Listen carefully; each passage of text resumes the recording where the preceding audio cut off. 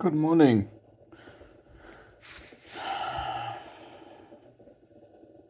I just read the comments about the video where I speak about the bull and the matador, and we also engage the topic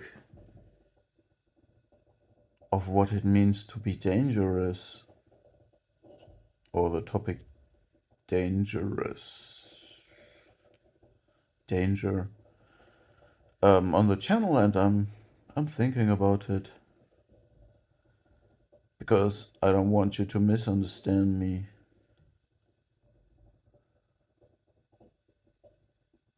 Because I found out that we speak or we use the word dangerous in different ways. So if we say something is dangerous, yes, it's true. We speak of it because it's unpredictable.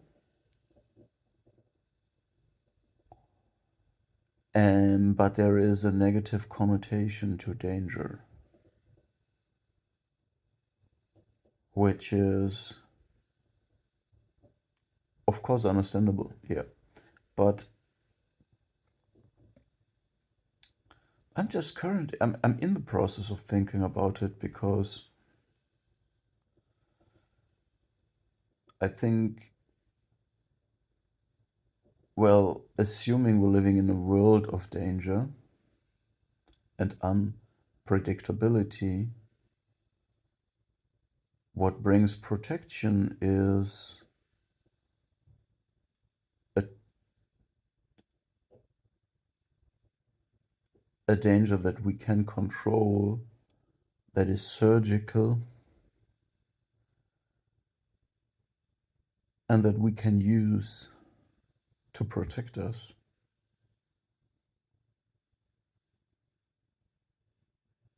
Because isn't that the archetype of the warrior that protects the village and the children? And back in the days, they also protected the women. Today, the women feel insulted and want to protect themselves. They want to go to war as well. Some want something that means that is the meaning of equality. In Ukraine, I think they don't want to go to war. But from a biological sense, like in the Lion Kingdom, and in the whole animal kingdom, women don't put themselves in as much risk as men, as male individuals, because they have the ability to nourish children and the job to protect the children and stay with them. And they have the ability to give birth to children.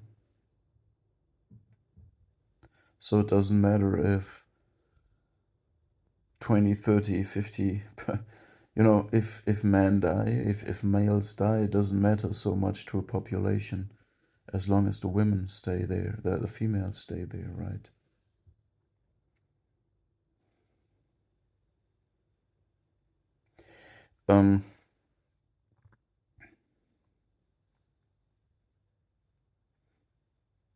Yeah, I was just thinking about these things, that also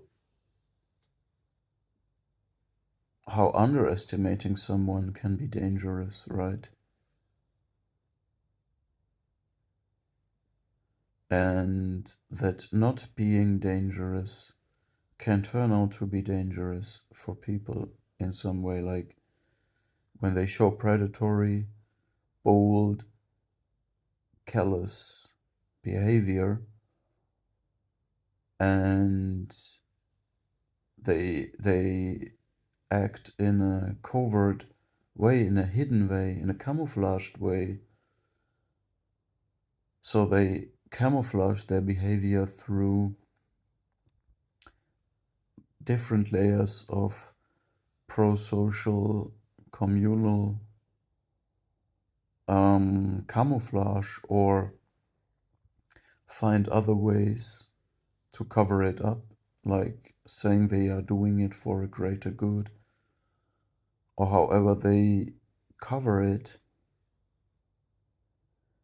If you would retaliate in an overt way, that would be like the bull attacking the matador. You would be like triggered because only you see the true nature of the behavior. But then you, because you're a direct person, um, reacting genuinely to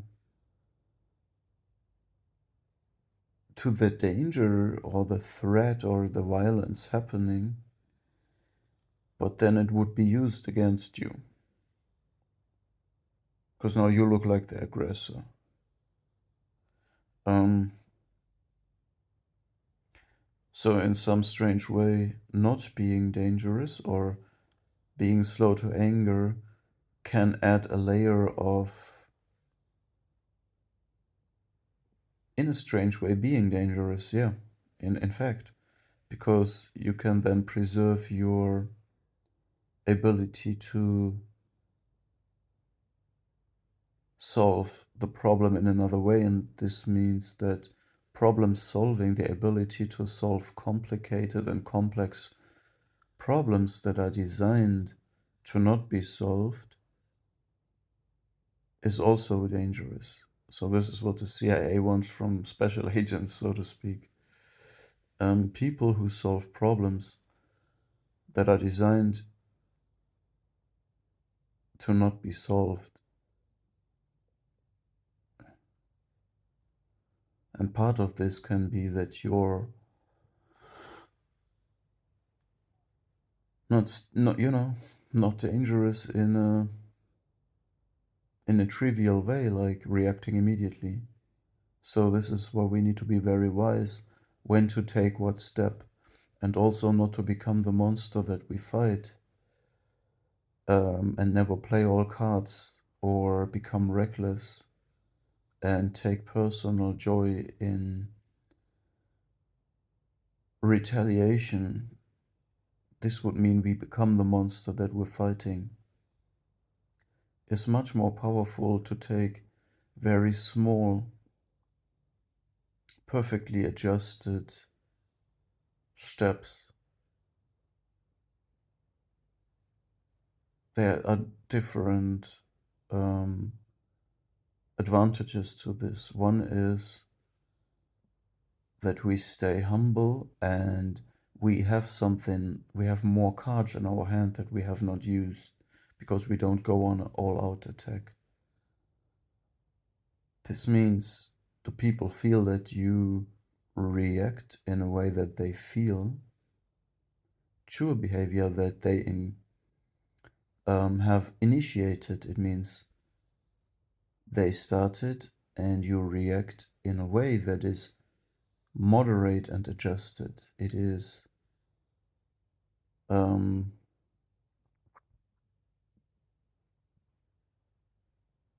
yeah, it's just, you know, fitting, a fitting reaction.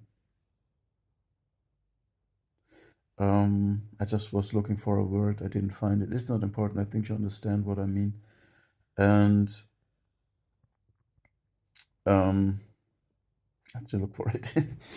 And the other thing is that they know that you still have more cards in your hand, which makes them more careful in the future. So there is a learning process involved. They know, okay, this person still has cards. They don't play all cards, um, but they react carefully. Um, and you then get this, let's say, aura, or you shape a profile of being regulated in a way that you're not easily controllable. You don't go in all-out attack. They don't know how many cards you have left. They see that you have a a human side, the human side of not being cruel or having a desperate desire to win or humiliate anyone. It's not about that. It's really about you um, standing for your values, ideas, and your personal integrity.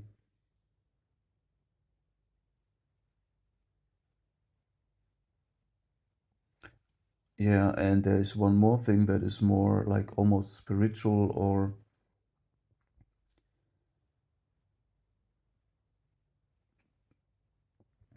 philosophical. The first coffee today. And that is, I think I was deeply influenced not only by Nietzsche when I read it as a young man, but also by Eastern philosophy, for I did for a long time Wing Chun and I read Tao Te Ching, so the Taoistic philosophy touched me deeply. Yeah, the Tao Te Ching by Lao Tzu is very interesting. It touched me. It's poetic and hard to grasp, but it's it's it's strong.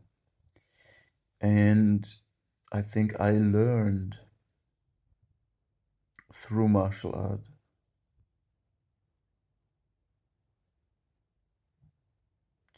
I somehow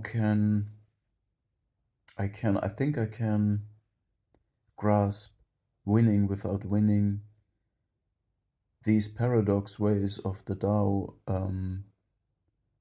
or also winning without violence, or with going with the energy that you get, you know, like when you get an attack, you go with the energy, and yeah, fighting without fighting, winning without winning. I can grasp this. Um,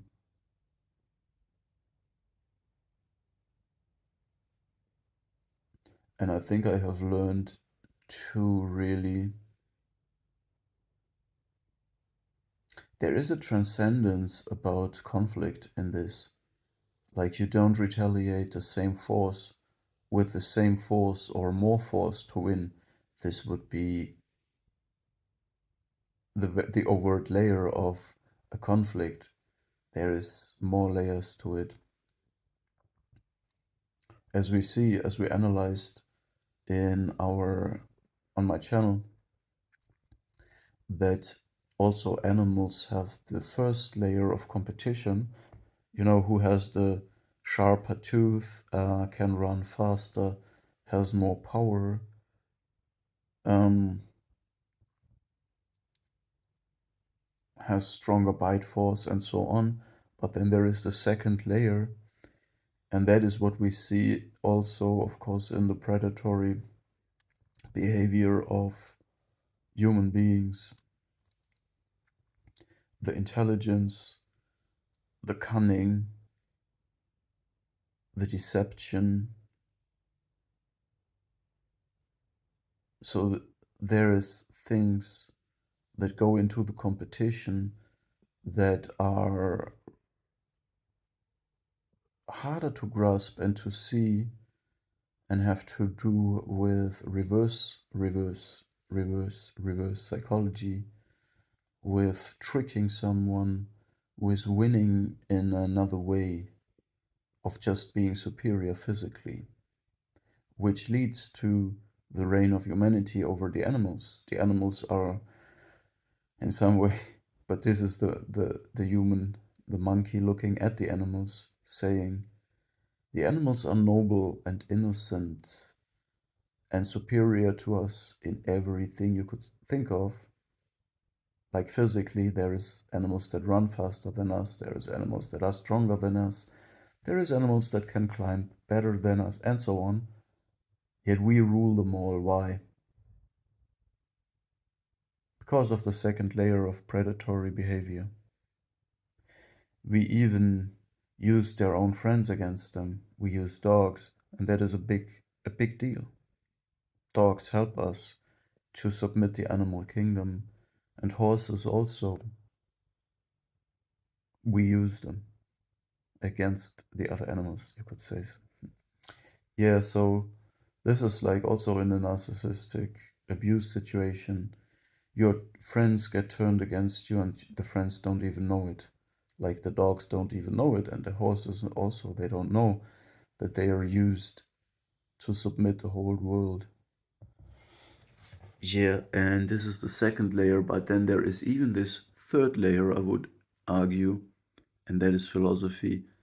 This is transcendence again, and this again gives the whole struggle a more human side again. Like the first layer is noble and evident, and raw and archetypal at the same time, primitive. Um, that's the first layer. That's how strong are you physically, how fast, how quick are your reflexes. The second layer is the cunning layer of camouflage, deception, intelligence. And the third layer is the philosophical one. And this again, you know, the first layer, I would say, is the animal layer. The second layer is the cold, intelligent layer. And the third layer again gives it the human touch, and that's the philosophical and transcending layer of fighting philosophy. Right, I was enough for the first video. Let me drink my coffee. Thank you.